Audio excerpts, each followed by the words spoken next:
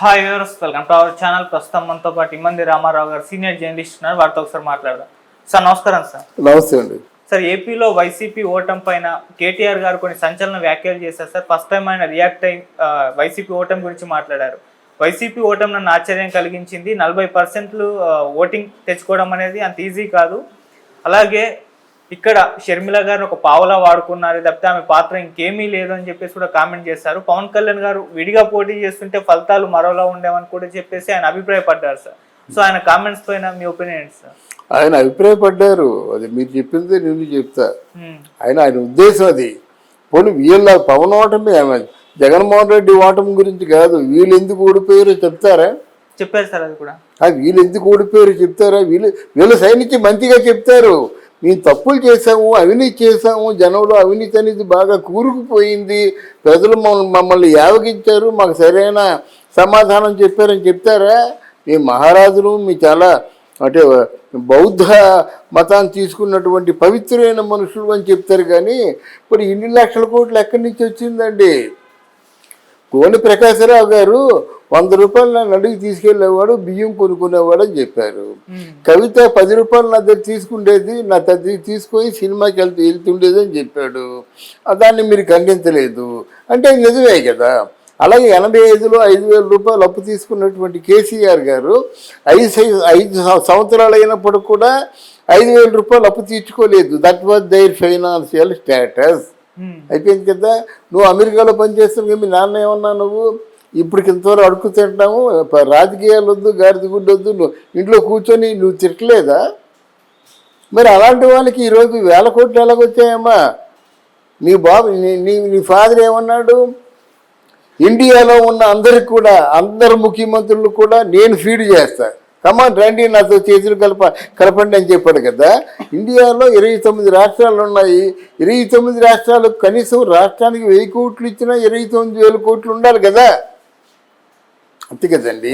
మీరు ఫండ్ పెట్టుకోవద్దు. నీ ఫండ్ పెట్టుకుంటా ప్రధానమంత్రిగా నీ పోటీ చేస్తా, అందుకే టీఆర్ఎస్లోంచి బీఆర్ఎస్లో మారా, దయచేసి నన్ను నమ్మి నాతో రండి అని చెప్పగానే చెప్పుకున్నాడు కదా. నా దగ్గర లక్షల కోట్లు ఉన్నాయని చెప్పేసి దీని గురించి ఎందుకు మాట్లాడవు? ఈ మొదటి నుంచి జగన్మోహన్ రెడ్డి గారికి మీ నాన్నగారికి ఉన్నటువంటి సాంగత్యం, చుట్టరికం, బంధుత్వం, ఫైనాన్షియల్ అడ్జస్ట్మెంటు, ల్యాండ్స్ అడ్జస్ట్మెంటు ఇవన్నీ ఉన్నాయి మీకు. మీరు అలాగే మాట్లాడాలి. మిమ్మల్ని ఎందుకు చీకొట్టారో అని ఆలోచించుకోవాలి. ఆయన కూడా ఆలోచించుకోవాలి, ఎందుకు ఈ విధంగా ఇంత ఘోరంగా ఓడించారన్నది ఆయన ఆలోచించి పరివర్తన చెంది పశ్చాత్తాపం చెంది మారాలి. కానీ ఎప్పుడు ఎంతసేపు ఇంకా వారి మీద బురదలను ప్రయత్నం చేస్తే ప్రజలు మిమ్మల్ని క్షమించరు. అది కూడా చెప్తున్నారు సార్ వాళ్ళు. మేము మాకు ఓట్లు లేదని మేము ప్రజలను అనడం తప్పు, మేము ప్రజలకు దూరం అయ్యామనేది వాస్తవము, ఇప్పుడు దాన్ని కరెక్షన్ చేసుకుంటామని చెప్పేసి కూడా ఆయన అది కూడా చెప్పారు. అవును, మరి ఒకప్పుడు చంద్రబాబు నాయుడు ఎందుకు పొగుడుతావు? 2 నాలుగులు నీకు ఉన్నాయా? ఒక పక్క తెలుగుదేశం పార్టీ కూటమి చేసింది మంచిది కాదు, అది చాలా దారుణమైనటువంటి రాజకీయం అని చెప్పిన వాడు. చంద్రబాబు నాయుడిని పొగుడుతున్నావు, ఒక పక్క పవన్ కళ్యాణ్ని పొగుడుతున్నావు, ఒక పక్క తిరుగుతున్నావు. ఏది కరెక్టు? పవన్ కళ్యాణ్ని అద్భుతమైన లీడర్, నో డౌట్ అంటారని చెప్పావు నువ్వు. అలాగే మరి మంచి విధులున్నటువంటి ముఖ్యమంత్రి అని చెప్పేసి చంద్రబాబు నాయుడిని కూడా పొగిడావు. ఆయన తాలూకు అనుభవాలు మనకు అవసరం అన్నావు. ఇప్పుడు ఏంటి మళ్ళీ కొత్త రాగం అందుకున్నావు అని ప్రజలు అంటున్నారు. ప్రజలకు ఏమి సమాధానం చెప్తావు? నీ మనసులో ఉన్న సమాధానం చెప్పు. మా సైడ్ నుంచి ఒకటే ఎలిగేషను, మీరు మీ ఆర్థిక స్తోమత ఏమిటో, ఆర్థిక స్థితిగతులు ఏమిటో మీకు తెలుసు. తెలిసినప్పుడు ఈరోజు మీ పొజిషన్ ఏమిటో తెలుసు. మీ గుండె మీద చేసుకొని చెప్పండి, ఇదంతా మా తాత ముత్తాతల దగ్గర నుంచి వచ్చిన ఆస్తి అని చెప్పండి, అయిపోతే ఊరుకుంటారు అందరూ. చెప్పగలరా? మీ కవిత స్కామ్ చేయలేదని మీరు చెప్పగలరా? నిజంగా స్కామ్ చేయకపోతే మీరు ఉంటారా? ఇలాగ సైలెంట్గా ఉంటారా?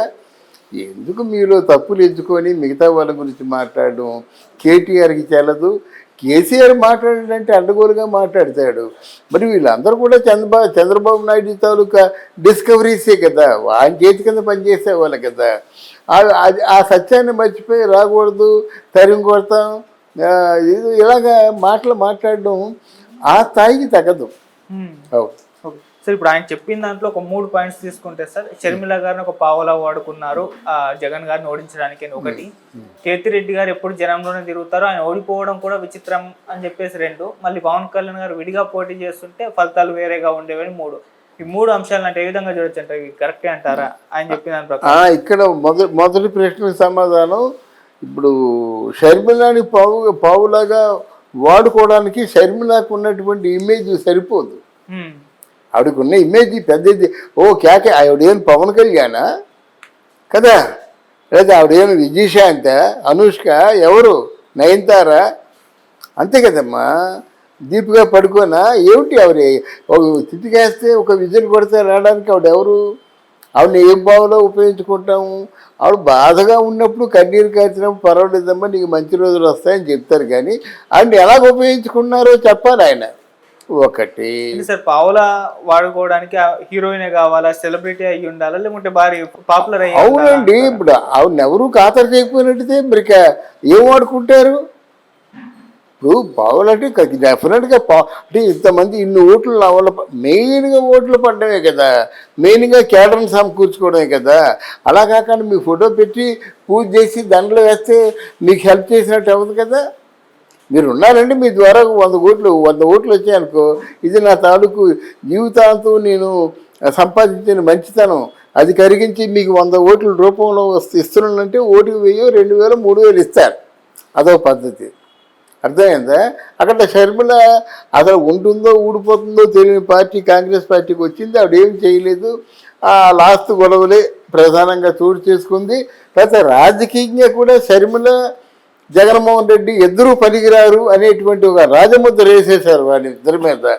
ఎంత అఘాయిత్యంగా పాటుపడ్డారంటే వాళ్ళ కుటుంబంలో ఉన్న సీక్రెట్స్ అన్నీనే భారతి గారి మీద, షర్మిల గారి మీద, జగన్ గారి మీద వీళ్ళన్ని సీక్రెట్స్ కూడా బయట పెట్టేసుకున్నారు. వాళ్ళిద్దరూ అన్ఫిట్, ఆయన ప్రస్తావన తేవలసిన అవసరం లేదు. రెండోది ఏంటి, ఎప్పుడు జనంలో తిరిగే కేతిరెడ్డి ఎందుకు ఓడిపోయాడు? అదే ఎప్పుడు జనంతో తిరిగేటువంటి కేసీఆర్ ఎందుకు ప్రగతి భవన్కి రాలేదు, ఎందుకు తన పొలానికే పరిమితం అయిపోయాడు, అది చెప్పాలి కదా. ఉద్యమంలో ఎలాగే పొలంలోనే రిసార్ట్లోనే కూర్చున్నాడా? ఇప్పుడు 5 4 ఎంతోమంది ఉన్నారు, వాళ్ళు రోజు రెగ్యులర్గా వెళ్తున్నారు కదా. వాళ్ళు ఏం చెప్పారు, మిమ్మల్ని తిరగలేదు, మిమ్మల్ని మించిన వీరుడు సూర్యుడు లేదని మీకు మాయమాటలు చెప్పి మీ కోటరీగా ఉన్నా మీతో మందు తాగిన వాళ్ళు ఎప్పుడు ఉన్నాక వాళ్ళు విడిపోలేదు కదా. వాళ్ళు తప్ప మిగతా ప్రపంచాన్ని మీరు చూడలేదు. వాళ్ళు ఇంతేంట్రా బాబు, ఆ 4 ఆ కుటుంబ పరిపాలన, ఆ చుట్టూ ఉన్న 4 పరిపాలన అనుకున్నారు, కొలుక్కొచ్చి వెళ్ళిపోయారు. ఇప్పుడు మీరంటే పంచ ప్రాణాలు పెట్టి మల్లారెడ్డి ఎందుకు పార్టీ మారుతున్నాడు?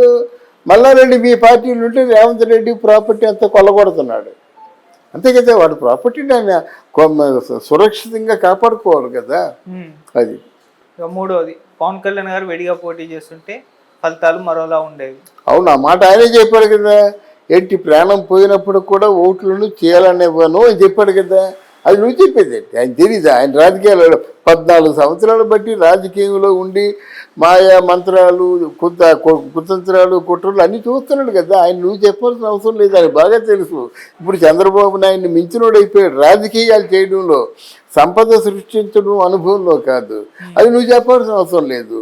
అసలు నీ దారి నువ్వు చూసుకో.